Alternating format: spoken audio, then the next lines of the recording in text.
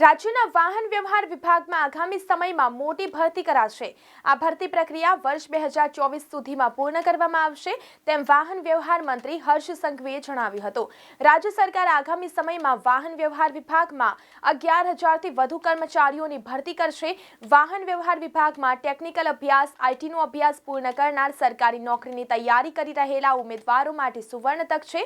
હર્ષ સંઘવીએ વધુમાં કહ્યું કે પોલીસ મથકોમાં આઈટી એક્સપર્ટ મૂકવામાં આવશે।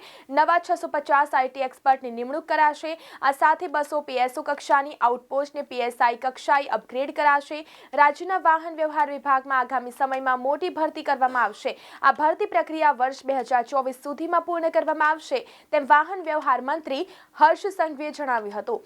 રાજ્ય સરકાર આગામી સમયમાં વાહન વ્યવહાર વિભાગમાં 11,000 થી વધુ કર્મચારીઓની ભરતી કરશે।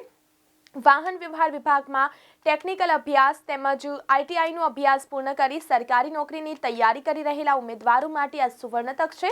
હર્ષ સંઘવીએ વધુમાં કહ્યું કે પોલીસ મથકોમાં આઈટી એક્સપર્ટ મૂકવામાં આવશે। નવા 650 આઈટી એક્સપર્ટની નિમણૂક કરાશે। આ સાથે 200 પીએસઓ કક્ષાની આઉટપોસ્ટને પીએસઆઈ કક્ષાએ અપગ્રેડ કરાશે।